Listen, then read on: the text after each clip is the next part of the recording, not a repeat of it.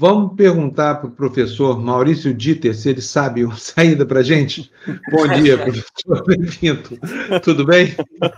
Olha, pode começar a descascar esse abacaxi, por favor, professor. Olha, bom dia, bem-vindo aqui. Bom dia, muito obrigado pelo convite. Eu longe de ter qualquer resposta para a situação política, até acho que isso é injusto de exigir dos juristas no tempo presente, né?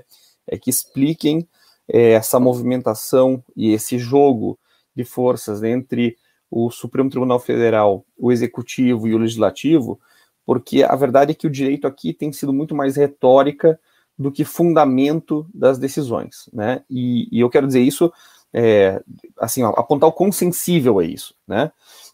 Nós chegamos num momento em que o direito aqui, ele apenas serve para dar o verniz necessário para uma legitimidade de uma decisão urgente que constrange o Supremo Tribunal Federal, que não vê alternativa, que num desequilíbrio na sua relação institucional com o Ministério Público, se vê, aí, entre aspas, obrigado a constituir um inquérito que é sui generis, né, um inquérito no qual há uma confusão entre o acusador, o juiz e a vítima, né? Ou seja, como se a própria vítima pudesse pedir medidas de cautelares, né, medidas de proteção, e decidisse sobre essas medidas que dizem respeito à própria afetação.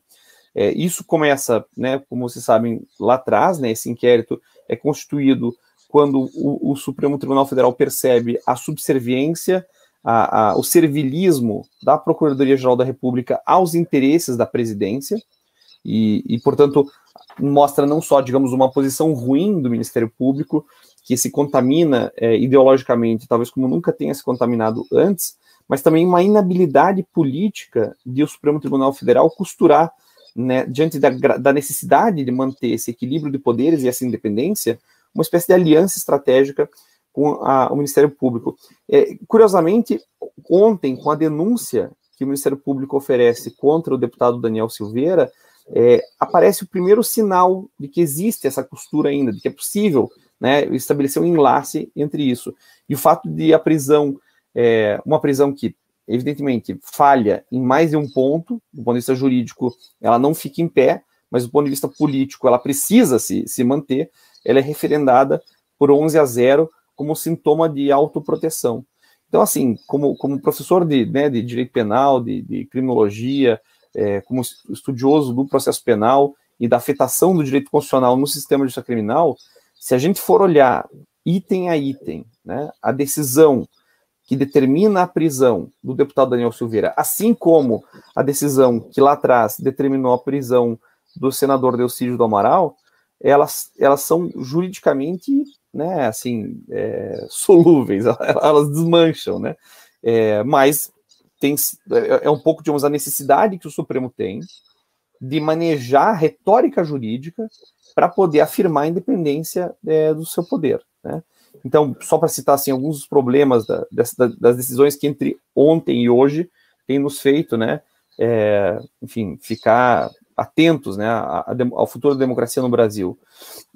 Não teve o primeiro pressuposto da prisão de um parlamentar, que é a prática de um crime em flagrante delito, não houve flagrante, né? Eu vi colegas, por exemplo, outros professores, etc., defendendo nas redes sociais ou em entrevistas de que estava configurado flagrante. Isso não é verdade. Assim, é uma questão elementar, não havia flagrante, e esse argumento de que na época digital o flagrante de uma opinião ele se reproduz no momento em que aquela opinião é expressa, quando eu dou play naquele vídeo, quando ele volta a ser veiculado, ele é um argumento que não faz o menor sentido, né? Porque não é porque você captura o crime em mídia que ele se reproduz a cada instante em que ele é reproduzido, sabe-se lá onde, sabe-se lá em quanto tempo, né?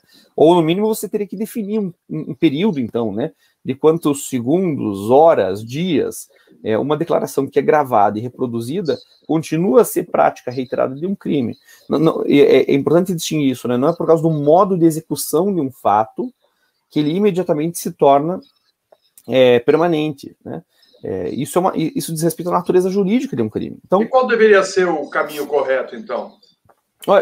O problema é que o caminho correto, vamos lá, então, se as instituições estivessem funcionando normalmente, o que deveria ter acontecido é que a Comissão de Ética da Câmara deveria ter aberto o processo sumário com suspensão da imunidade parlamentar do deputado Daniel Silveira e submetê-lo aí sim à possibilidade de uma reação judicial adequada que não afrontasse, né, a imunidade que ele goza no exercício do seu direito como parlamentar eleito.